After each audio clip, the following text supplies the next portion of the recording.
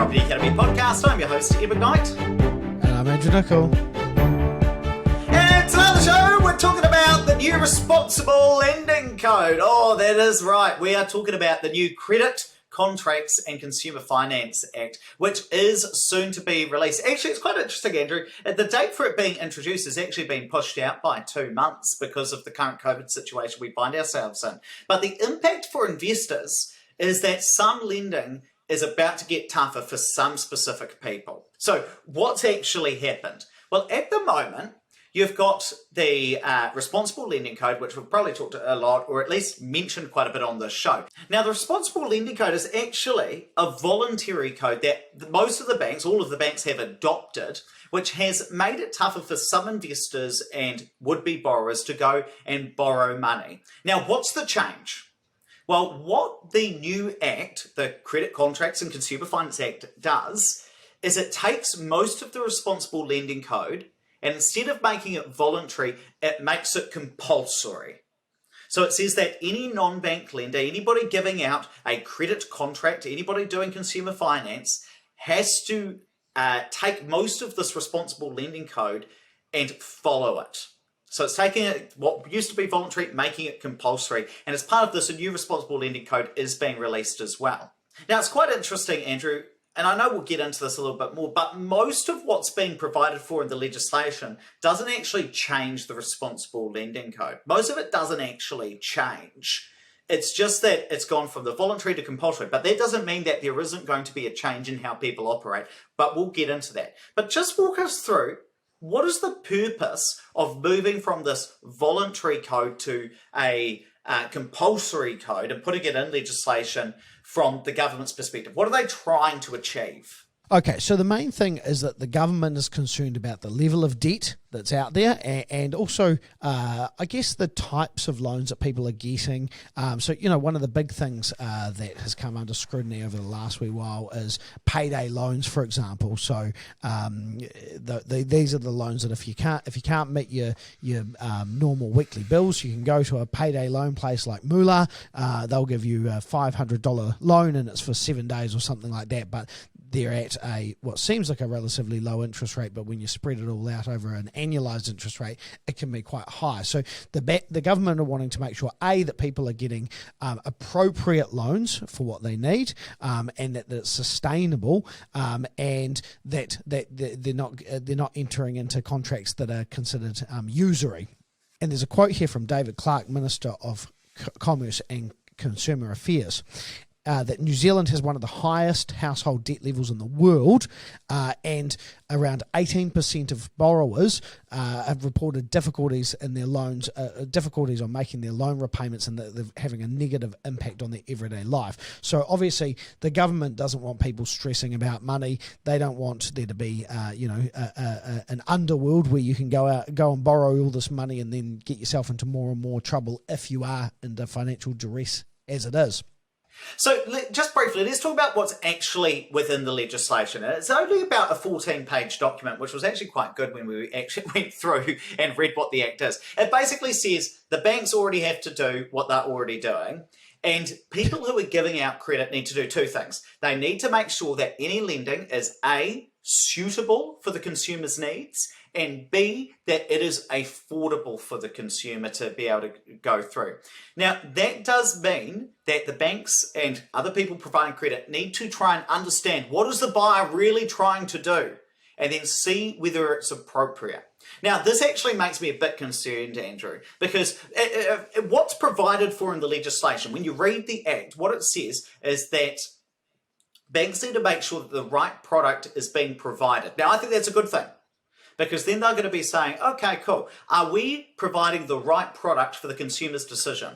So that might be that the consumer wants credit for $5,000 and they want to go and spend it on renovations. Now, there are different products that the consumer could potentially get. They could get a credit card, they could get an overdraft, they could get a revolving credit. And what the bank has to do is figure out, well, what's the right thing? What's the right product for this consumer's decision? I think that's a good thing, because finance is difficult to figure all this out. Now, my worry is that in practice, the way it could be implemented is that banks or other institutions might try and decide whether it is the right decision for the consumer. And so I'm a wee bit worried about how this is going to be implemented, because I think it's important. I think that the purpose of the Act is great. I am a bit worried about how it's going to potentially be implemented. Do you understand what I mean in terms of like an institution trying to decide whether the consumer's decision is correct or not? Absolutely. And I know we've spoken a lot on webinars and podcasts about doing things to free up your servicing. So, for example, if you've got a car loan and you're paying 15% on that at the moment over a 5-year period, then maybe, or maybe it was interest-free, and then coming to your bank and saying, hey, look, I'm happy to pay 3%. I want to add it onto my mortgage and spread that over the term of my loan, which is 27 years remaining. Yes, I'm going to pay more interest in the long term. Banks technically can't do that under this Act. So that's where I've seen people kicked back for this. So this is where you have to maybe put a bit more pressure on the bank that actually I'm making an informed decision as a consumer about what I want, and I'm going to increase the payments on my mortgage to mitigate the fact that I'm paying interest on that loan now. But there are times where banks are saying no to adding that loan onto your mortgage, because the asset type, i.e. a car which depreciates over 5 years, isn't appropriate for a home loan product. Now, what else is quite interesting about what's expressly provided in the Act, they are talking about that banks, and this won't surprise any long-term listeners, they need to take out any regular or frequently recurring outgoings. So payments that you were making when they're assessing, can you afford this loan or not? But let's look at the examples that the Act actually gives in legislation. So gym memberships, entertainment costs, yep, that makes sense. If you're regularly paying a gym membership, take that out of somebody's expenses, because they don't have that $50 a week or $50 a month in order to be able to put that towards servicing some sort of lending. But what else do they say in the Act? Tithing. We've talked about that in the past as well, about if you're paying $200 a week to your church, even though you could stop doing that, they're not going to, even though you could stop doing that if interest rates increase, they're going to count that as an expense. What else is interesting? Savings and investments is specifically said in the Act that those could be considered frequent outgoings, and that even if you are saving money, that could be considered an expense in the bank's eyes.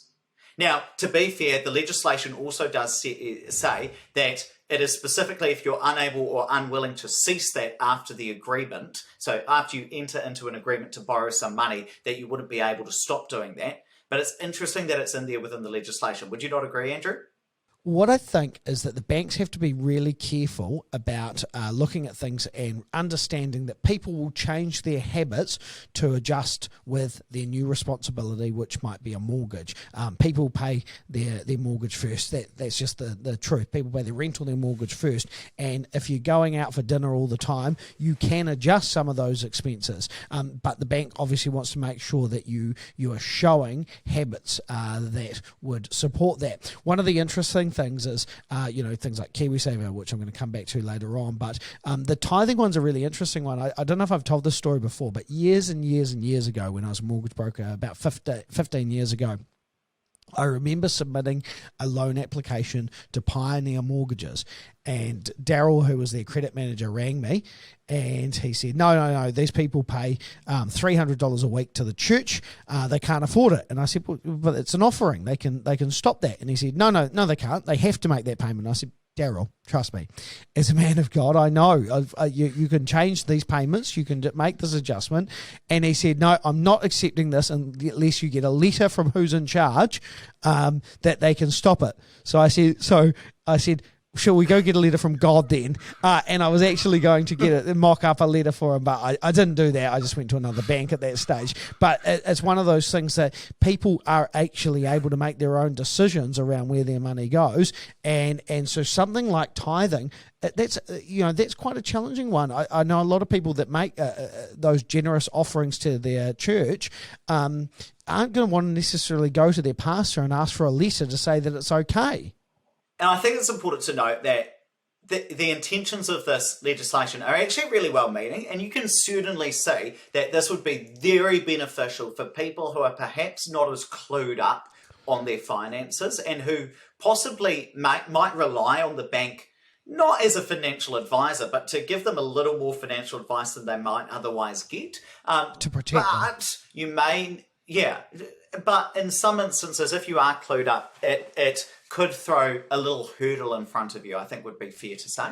So what effect does the ministry think the legislation will have on the market? So the Ministry of Consumer Affairs thinks the following things are going to happen. Firstly, that finance companies, banks, lending institutions are going to use these benchmarks to ensure that living expenses being provided or estimated by their borrowers are realistic. So if you say that you spend $1,000 a month, but you've got 4 kids and a wife and 3 cars, probably that's unrealistic. So at that stage, they're going to have a benchmark to say, actually, based on our statistics, it's more likely that's going to be $3,500, just made up numbers. Don't text in and say I'm wildly wrong.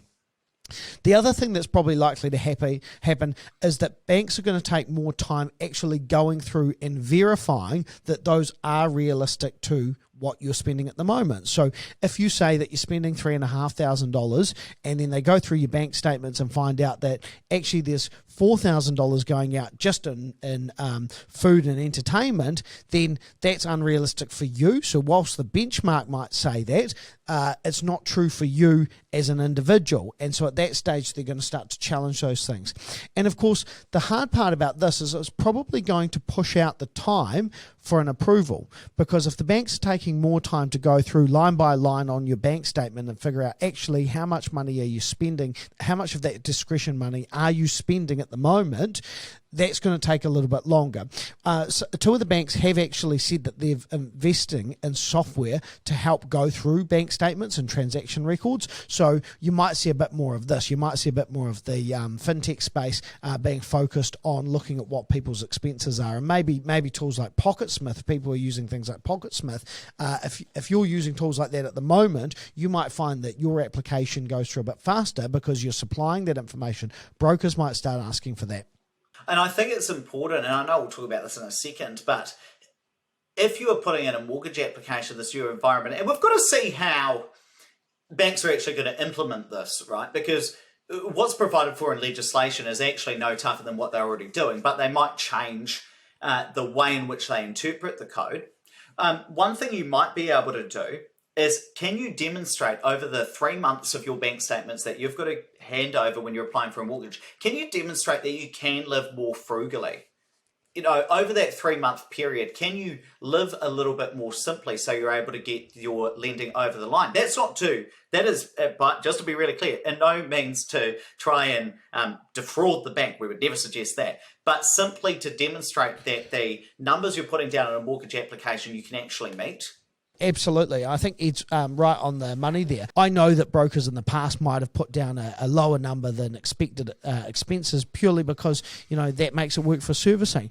But if you, and this is one of the benefits that come from this, if you, as the borrower, are forced to test yourself and see if you actually can genuinely afford this changed level of commitment, then it puts you in that habit mode where when you do have that mortgage, you can definitely afford it. So I think that's actually a real positive.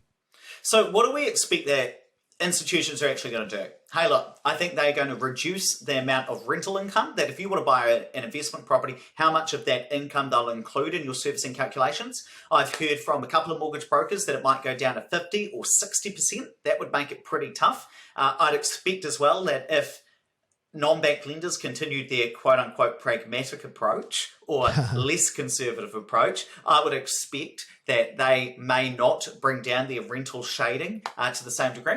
I think there's going to be more value judgments by the banks. So if you're the sort of person who is continually going and putting something on your mortgage, so increasing the size of your mortgage by 10 grand so you can go overseas on a holiday once the borders open back up, then the banks might make a value judgment and say, you know what, it might not be the appropriate decision for you to bang 10K onto your mortgage and pay that off over 15 years. That's not a good financial decision. They may make that sort of value judgment. I think they'll be definitely taking a tougher look at expenses to make sure that what you're putting down on the mortgage application is actually what they're seeing in those statements. And I think there's going to be much tougher treatment of bonus and commission income, because a big part of what's provided for in the legislation is they're saying we want to make sure that even if somebody is being too conservative on their expenses and overestimating their income, that they'd still be able to afford this lending that they're going for. So they're going to be tougher on expenses and tougher on treatment of variable income.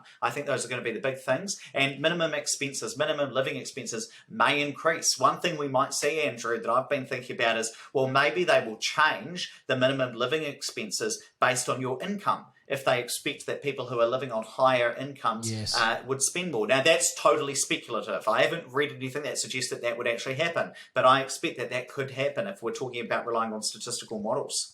Well, actually, to be fair, that was how it worked in the past. So when you'd have a debt servicing ratio, that was exactly it. So they'd say, BNZ, for example, if you're earning $100,000 a year, you could have 35% of that would be your debt servicing ratio, because they would assume that a third of it goes to tax, a third of it could go to debt or savings, and a third of it was living. And if your income went up, so did your expenses and your tax. So I think that will probably be likely.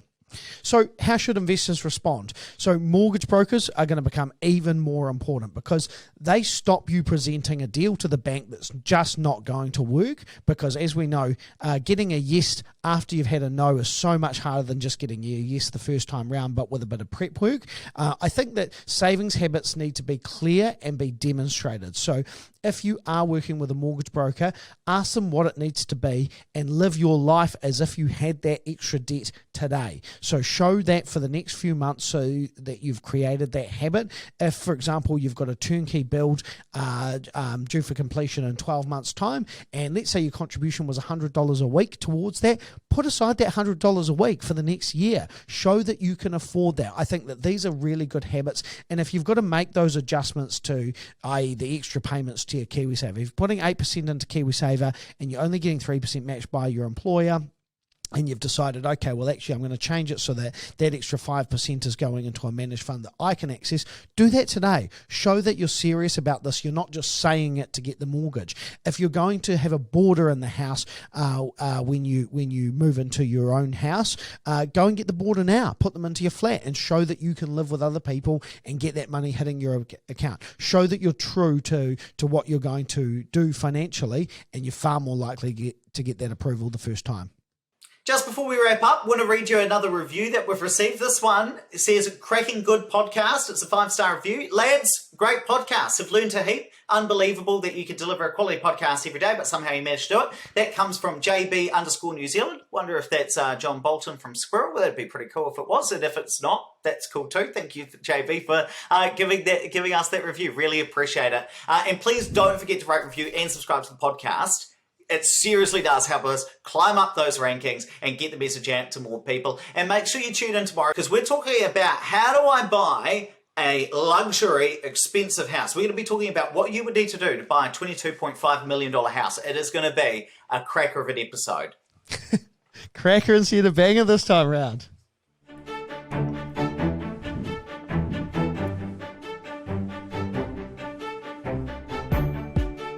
Thanks for listening to the Property Academy podcast. I'm your host, Ed McKnight. And I'm Andrew Nicol. And we're going to be back again tomorrow with even more daily strategies, tactics and insights to help you get the most out of the New Zealand property market. Until next time.